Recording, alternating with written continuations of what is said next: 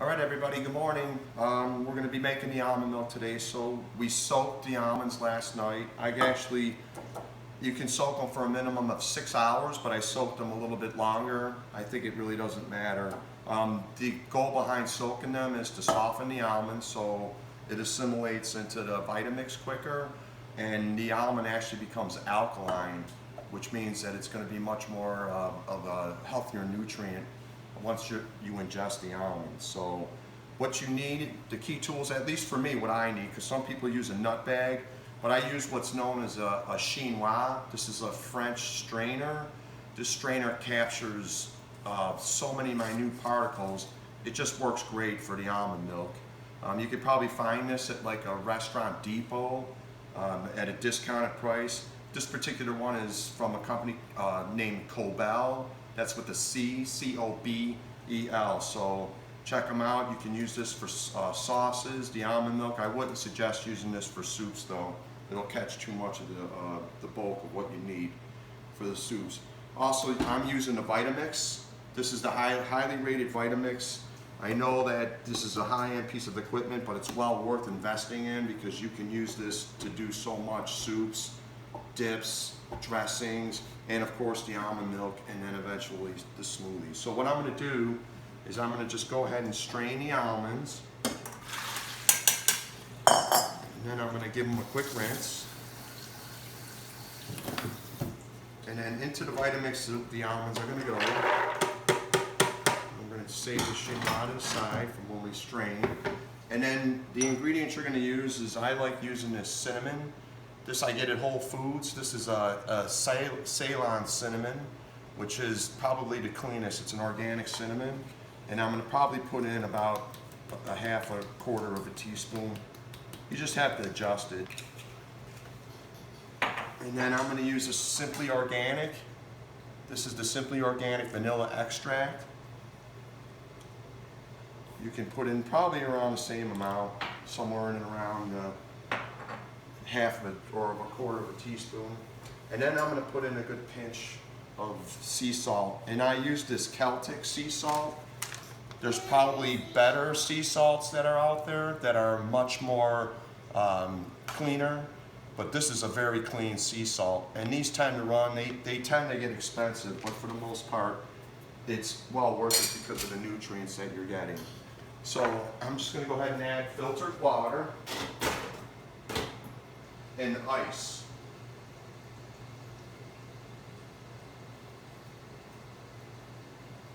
And what you want to do is you want to basically double back the level of almonds. You want to double that amount with water.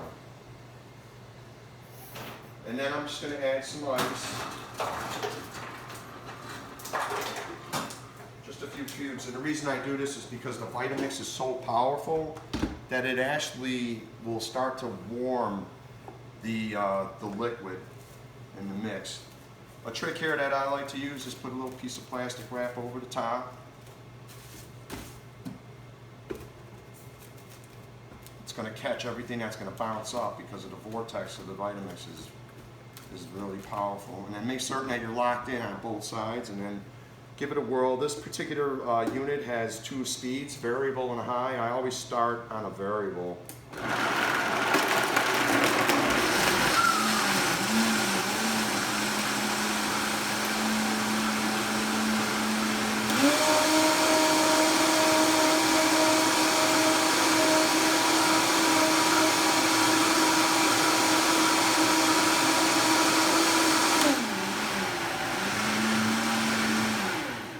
So I start on a variable and I end up going to a high, and then this stays clean, so you don't have to clean that. And then I'll actually save this to cover the pitcher of almond milk, which I have set up here. So I'll put this in the sink, clear this out of the way, and then just drop your chinois in here. And the nice thing about the chinois is you can just dump the whole liquid in here because it's not going to come pouring out of the sides. Everything filters downward.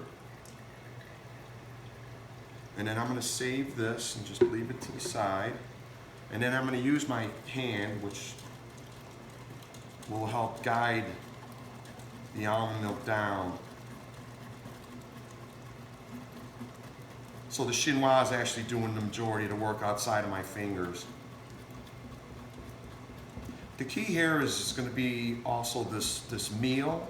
So the almond meal is, you want to make certain that you keep the almond meal. This is gold, because you can stretch this now into a variety of things. I'm going to actually show you how to make a nice healthy smoothie to help start your morning, or you can do this like a post-workout if you like. The carbohydrates after a workout are really good nutrients. So when you start kind of getting to the end, be careful, because if you press too hard, it'll kick up, and then you just don't want this almond meal on your clothes or on the counter. But I'm just going to now sort of move it around and just keep pressing until I no longer can hear the sound of the almond milk coming out.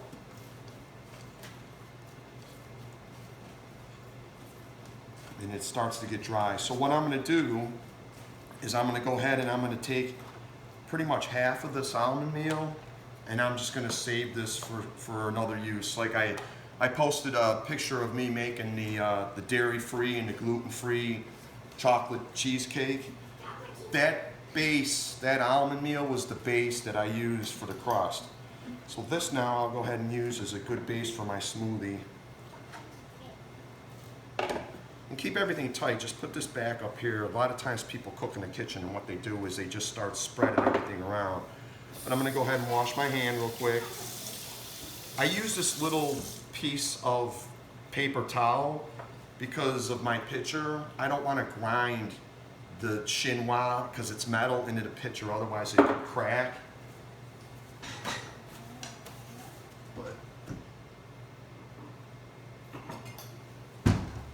Essentially, this is what you have. And this beautiful almond milk. It's fresh, it's delicious, it's great. Cereals, smoothies, you can just do all kinds of things with it.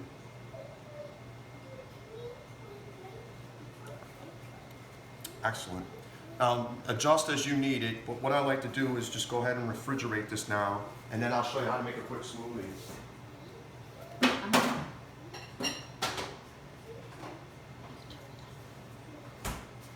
So, to make the smoothie, I'm just going to go back to the blender. I'm going to drop a banana in here.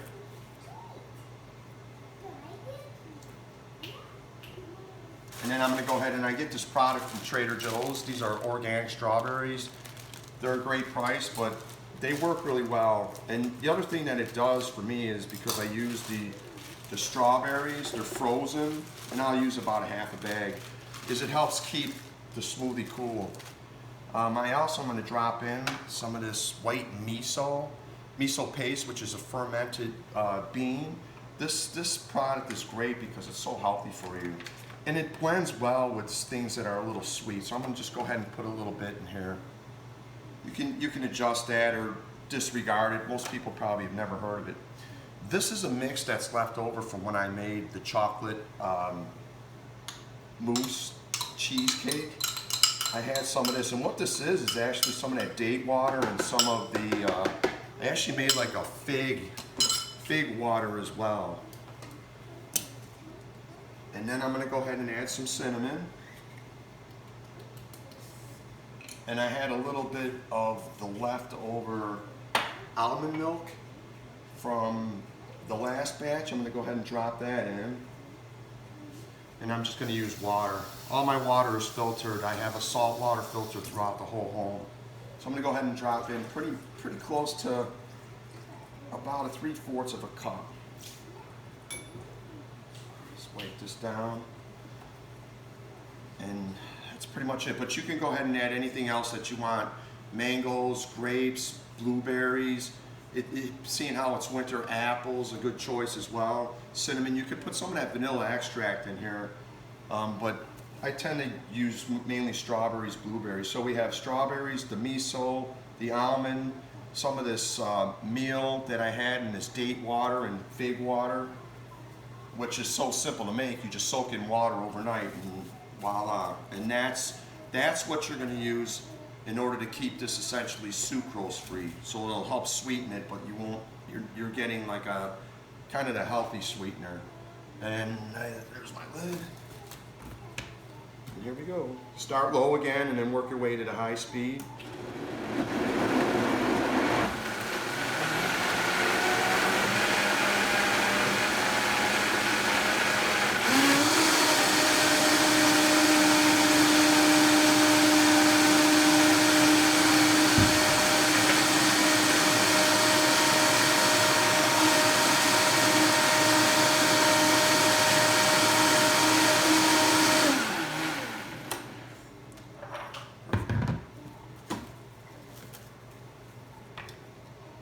And there you have yourself a nice, healthy, nutritious smoothie. So here's to you. Cheers. Thanks for watching.